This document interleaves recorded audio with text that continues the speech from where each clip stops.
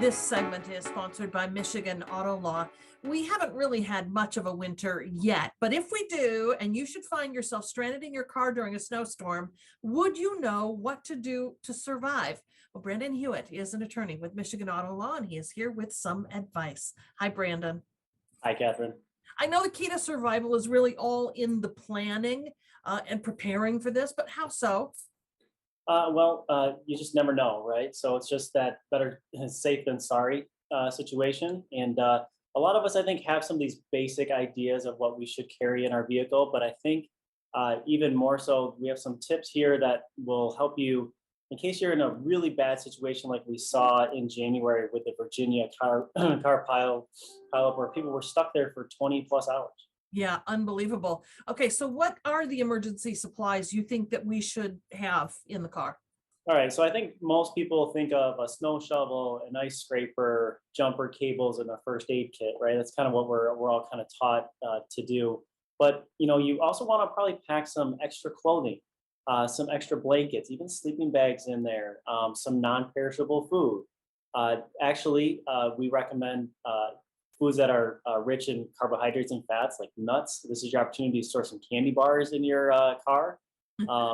Because those are going to give you some lasting energy. Take small bites throughout if you're stuck there for a few hours. Eat in small little bits, but those types of things are going to help you stay warm and kind of conserve some energy while you're sitting there waiting for people to help you. I know your next piece of advice. My dad used to give it to me even when the weather was good, and that was don't let that gas tank go down too low. Yeah. Keep it full if you think if you're going to be out in tough weather.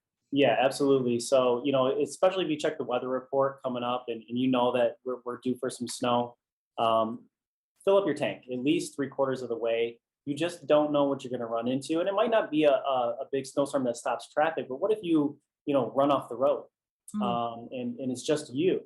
You're going to want to have that car able to run. And you don't need a ton of spare energy in that car. They say that about 10 minutes of keeping your car running can give you enough warmth for about an hour. So you can turn on, turn off for about 10 minutes at a time just to keep you warm if you're going to be there for a prolonged period. But you want people to stay inside the vehicle. Absolutely. Use your cell phone to call for help. Don't use your cell phone for games or music. Don't run that battery down. It's another good thing to carry with you is an extra charger that's juiced up and ready to give your phone some extra juice. But don't leave your vehicle if you can help it. There was a story of that Virginia snowstorm where a man tried to walk home. He was only about a couple miles from home and he didn't make it. You can become disoriented in heavy snow, and what you think is the right direction might not turn out to be. And if your cell phone dies, you're going to be in a lot of trouble. Yeah, the first inclination might be, I'm not going to be here very long. I'm going to play my favorite little game on the phone or call my friends or text to tell them how funny this is. You may need that juice. Yeah, exactly. So use it strictly for calling 911, calling people to try to tell them your whereabouts. If you can see a mile marker or a sign, but again, stay in your car, preserve your energy, both physically and electronically, and you should be able to hold it out until rescue can get to you. What about pets if they have animals in the car? Hold them close.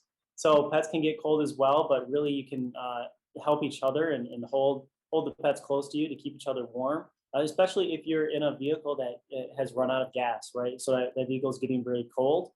You can also hold yourself tight to try to preserve some warmth. But if you do have passengers or if you have pets in the vehicle, it's a good idea to gather close and try to conserve some energy. Yeah. Finally, you say make yourself visible to rescuers.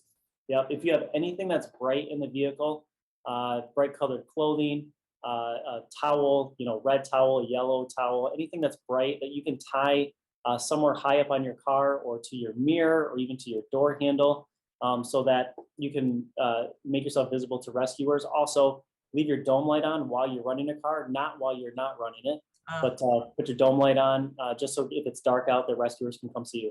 All right.